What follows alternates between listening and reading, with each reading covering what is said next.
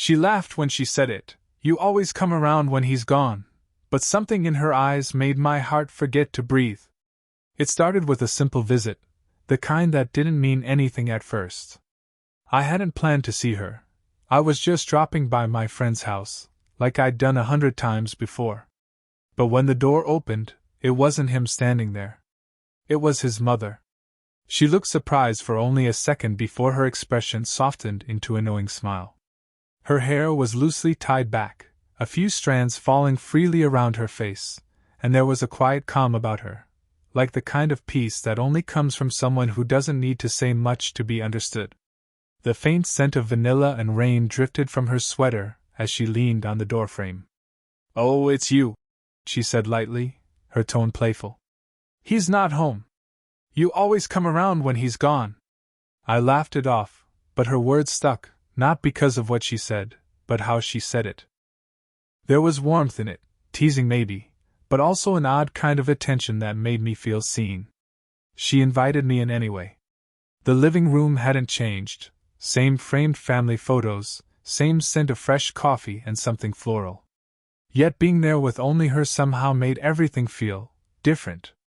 She moved around the kitchen with an effortless grace, filling the kettle, pulling 2 mugs from the shelf. I sat at the table, pretending not to notice the way her voice softened when she spoke, or how her laughter lingered just a little longer when I said something funny. We talked about simple things, her garden, my work, the strange quietness of the neighborhood lately. She asked if I'd been keeping busy, and when I admitted that I wasn't, she smiled knowingly. "You're still figuring it out," she said. "And that's okay. Most people never do." Something about the way she said that, without judgment, just quiet understanding, made me feel lighter. Like she saw me not as a boy who used to hang around her house, but as someone with his own story now. The conversation drifted easily. Sometimes we'd fall into silence, but it didn't feel awkward. It felt comfortable. The kind of silence that only happens when 2 people don't feel the need to fill every second with words. When I finally stood to leave, she followed me to the door. The rain had stopped, and the faint glow of sunset spilled through the window behind her. She folded her arms loosely, that same teasing smile returning.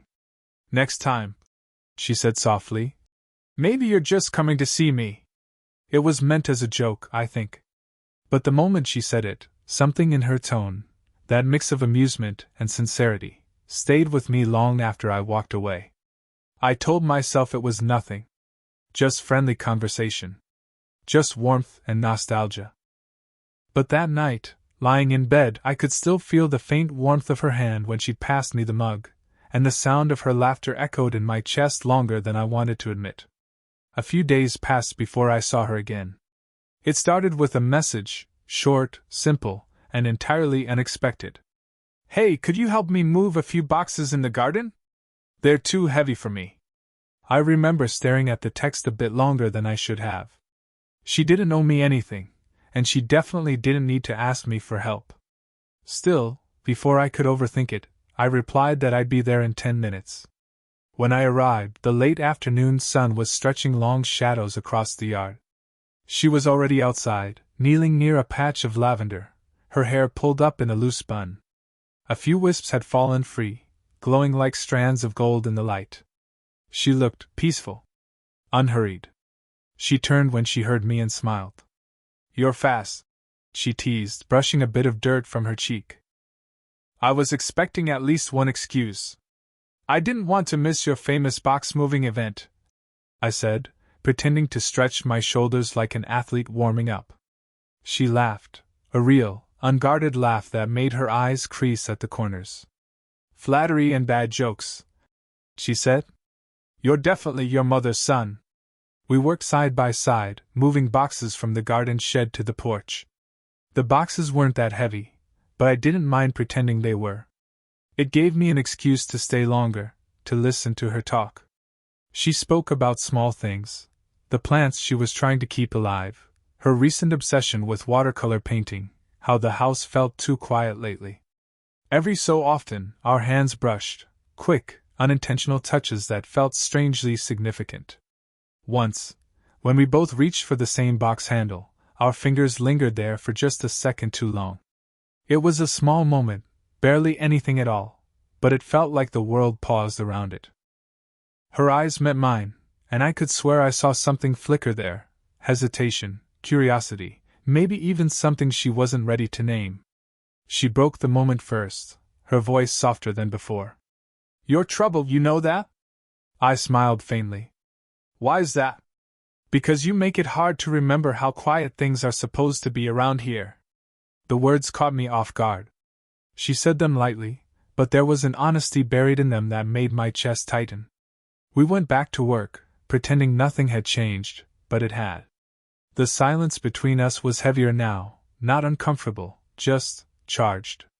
Every laugh, every shared glance carried more weight. When we finally finished, she handed me a glass of cold lemonade.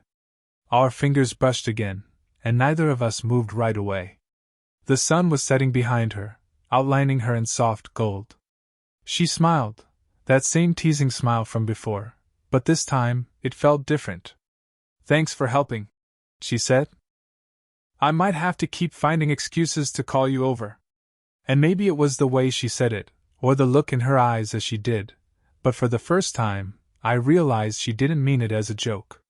The rain started earlier than the forecast had promised. I remember the sky shifting, soft gray clouds drifting low, the kind that make everything feel slower, quieter, somehow closer. I had gone over to return her gardening gloves she'd left in my car. I could have waited until the weather cleared, but I didn't. When she opened the door, she laughed softly. "You really don't check the weather, do you?" Rain misted her hair, tiny drops glinting against loose strands that framed her face. I handed her the gloves with a grin. "Didn't want you to think I stole them." She shook her head, smiling. "Come in before you catch something." The house smelled like cinnamon and rain, warm, comforting.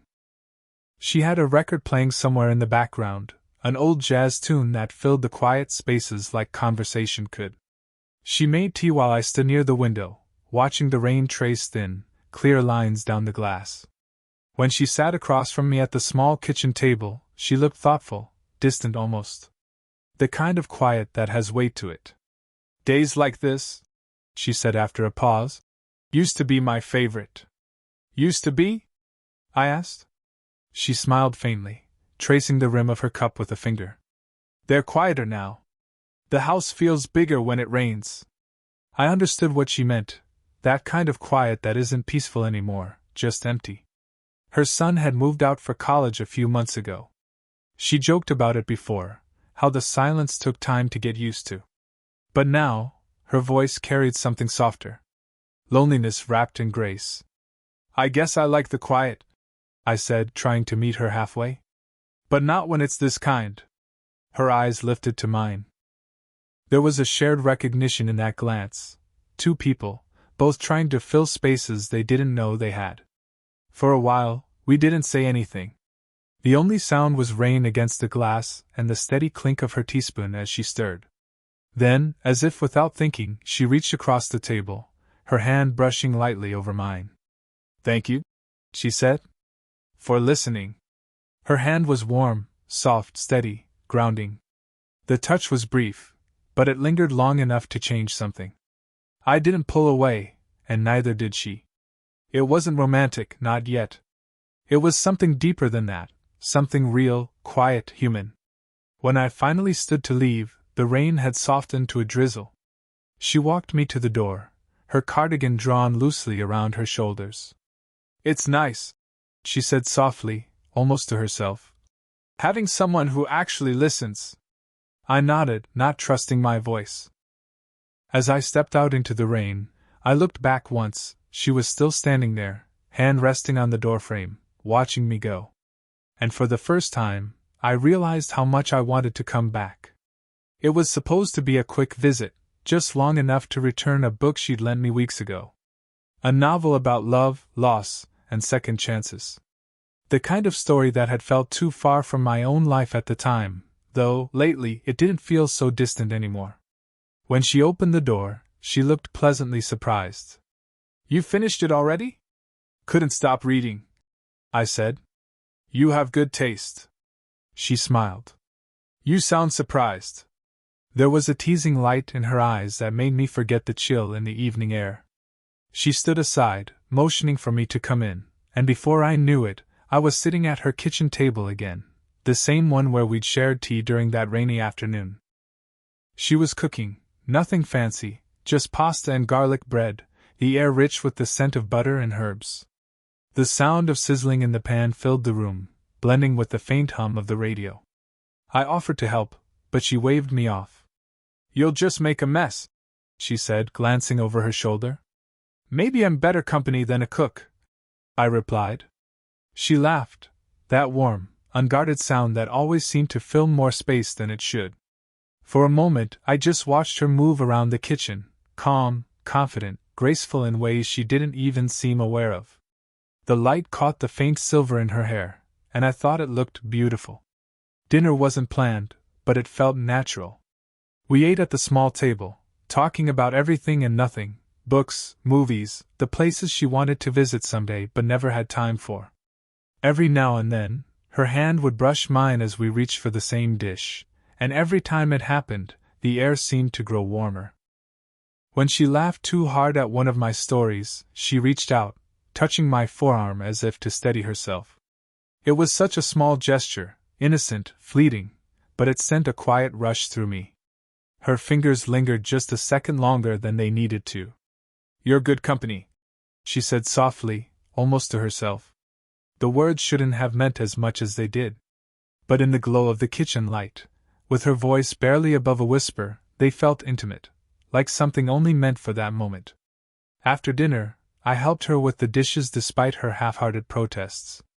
The clink of glasses, the rush of warm water, the faint scent of rosemary soap, it all blurred into something simple, peaceful, unspoken. At one point, her sleeve brushed against my wrist. She looked up, eyes meeting mine for a heartbeat too long. Neither of us said a word. When the dishes were done, I thanked her and started to leave. But as I reached the doorway, she said quietly, You don't always have to wait for an excuse to stop by. I turned back, smiling. Maybe next time I'll just come for dinner. She smiled too, that soft, knowing smile that said she wouldn't mind. And just like that, something between us shifted, not loudly, not suddenly, but gently, like the first ripple on still water. It happened on a Sunday evening, one of those quiet days that stretches longer than it should. I had dropped by to help her fix a loose shelf in the living room. It wasn't anything urgent, but she'd mentioned it casually earlier in the week, and I'd offered without thinking twice. The house felt familiar now, the scent of her vanilla candles, the soft hum of music always playing somewhere in the background. She was in the kitchen making tea while I adjusted the screws, pretending to focus, but my mind wasn't on the shelf. It was on her. On the way her voice softened when she spoke to me now. On how natural it felt being here. When I finished, I stood back to check my work. That's when I noticed it, a small framed photo on the edge of the shelf. It was from years ago, me, her son, and her, standing together at a barbecue in their backyard. I was barely 19 then, smiling too wide, awkward in the way young men are. She was next to us, her hand resting gently on my shoulder. I remember the moment the photo was taken, how she'd laughed when I dropped the lemonade bottle, how her hand had steadied me just like that. I picked it up without really thinking. The glass was slightly smudged, the colors faded. But looking at it now, I felt something strange, like I was seeing it for the first time. She walked in, holding 2 cups of tea, and caught me staring. That's an old one, she said, smiling softly. You both looked like such kids. I nodded, still looking at it. You haven't changed much. She laughed quietly, setting the cups down. That's kind of you, but the mirror says otherwise. I turned to her then, and for a second, the words just slipped out. I don't mean how you look. I mean, how you make people feel. You still have that same warmth. The room went still. The kind of silence that says everything words can't. She looked at me, eyes soft but uncertain. You shouldn't say things like that, she said finally. Her voice wasn't sharp. If anything, it trembled just slightly, as though she didn't fully mean the warning. I smiled faintly, setting the photo back down. Maybe I shouldn't. But it's true. She stood there for a moment, then sat down slowly, her hands wrapping around her tea mug. You're kind, she whispered. And young. You don't always see the lines the world draws for you. I wanted to tell her that I did see them, that I saw her not as my friend's mother, not as someone older, but as someone who understood me in a way no one else had. But I didn't. Because I could tell she already knew. The rain outside had started again, faint against the windows. She looked away, but her expression wasn't distant. It was full of thought, full of quiet feelings she couldn't put into words. We didn't talk much after that. We just sat in that soft, complicated silence, both pretending to watch the rain. But in that stillness, I realized something. I was already too far gone. And judging by the way her fingers trembled slightly when she lifted her cup, maybe, so was she. After that night with the photograph, things changed, not outwardly, but in all the quiet ways that matter. Her messages became shorter, less frequent. A few polite replies. A few polite excuses. I've been busy. Next week, maybe. I understood what she was doing, creating space before the lines blurred any further. And I told myself I should respect that. I should let her breathe, give her the distance she clearly needed. But what I didn't expect was how empty the days felt without her voice, her calm presence, her laughter echoing faintly in my head. I still passed by her streets sometimes on my walks, half hoping, half dreading to see her car in the driveway. It wasn't obsession, it was something quieter, gentler, but no less consuming. Like missing a warmth you didn't realize you'd grown used to. Weeks passed. The air had turned cooler, autumn leaves were gathering along the curb. One evening, I found myself walking past her house again. The porch light was on, soft amber spilling across the front steps. The curtains glowed faintly from inside. I hesitated, then laughed under my breath. What was I doing? Before I could turn away, the door opened. She stood there, sweater draped loosely around her shoulders, eyes widening in surprise before softening into something else. I thought I saw you, she said quietly. You walk like you're thinking too hard. I smiled, a little embarrassed. Guilty. For a moment, we just looked at each other, two people unsure whether to close the space or hold it. Then she stepped aside. Come in. You look cold. The warmth of the house hit me immediately, the faint smell of cinnamon, the quiet hum of the heater. Everything looked the same, yet it felt different now, heavier with everything unsaid. We sat in the living room, a small lamp casting a gentle light between us. She broke the silence first. I've been avoiding you, she said simply. And I hate that I have. Her voice was steady, but her fingers twisted the hem of her sleeve, a small, unguarded tell. I didn't want to, she continued.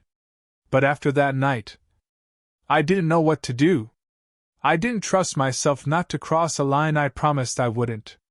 I nodded slowly. And did the distance help? She looked at me then, a long, searching look that said everything her words couldn't. No, she whispered. It made it worse. Something in my chest eased, not joy exactly, but understanding. I reached for her hand, hesitating just enough to give her time to pull away. She didn't. Her fingers were warm, trembling slightly. The room went still, the air thick with everything neither of us had dared to say aloud. She took a quiet breath. I miss this, she said. Missed you. Even when I tried not to. We didn't talk much after that. We didn't need to. The silence between us wasn't heavy anymore, it was full. When I finally left that night, the air outside was cold, but I didn't feel it. I could still feel her hand in mine, her voice echoing softly in my head. I miss you. And for the first time, I knew we had crossed the invisible line, not with touch, but with truth. Time softened everything. Not the feelings, those stayed, but the sharp edges around them. What had once felt impossible began to settle into something quiet, steady, and real. We didn't rush back into each other's lives, we just found our way naturally. A message here, a coffee there. Some evenings spent talking on the porch when the air was cool and the sky turned gold. There were no confessions, no declarations, just a slow rebuilding of what distance had tried to erase. One Saturday morning, she texted me, "If you're not busy, I could use help with the garden again." The same words as before. I smiled, remembering the sunlight, the laughter, the first time our hands had brushed over a box. But this time felt different. Lighter. Easier. When I arrived, she was already outside, kneeling by the flower bed. The late afternoon sun shimmered through the leaves, and the air smelled faintly of jasmine. She looked up and smiled, the kind of smile that didn't need to hide anymore. "Thought I'd lost my favorite helper," she said. "You almost did," I replied softly. We spent hours together, talking about nothing and everything. She told me about the art classes she'd started teaching again, about how she'd begun painting sunsets instead of still life. "Because they never look the same twice," she said. I told her about a new job I'd started, how busy things had gotten, but how some part of me always drifted back here. She listened the way she always did, with her whole attention, her eyes steady and kind. At one point she paused to wipe dirt from her hands, then looked at me and said, "Do you ever think about how strange this is? How something small just changes everything?" "Every day," I said honestly. The air between us felt peaceful now, no longer charged with uncertainty, just full of quiet understanding.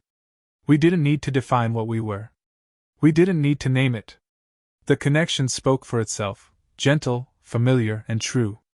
As the sun began to set, painting the garden in soft gold, we sat on the porch steps. She leaned against me, her head resting lightly on my shoulder. The weight was comforting, a simple, human closeness that didn't ask for more than it gave. Neither of us spoke for a while. The cicadas hummed, the air grew cooler, and for a fleeting moment, it felt like the whole world had slowed down just for us. Finally, she said quietly, "You really do come around at the right times." I smiled, turning my head slightly toward her. "Maybe it's because you're the reason I do." She let out a small laugh, that same soft, melodic sound that had first pulled me in. Then she closed her eyes, and for a long while, we just sat there, two people who had crossed so many unspoken boundaries only to find peace on the other side. It wasn't a grand ending. There was no dramatic kiss, no sweeping music. Just stillness. Understanding. Something like love. And somehow, that felt more real than anything else ever could.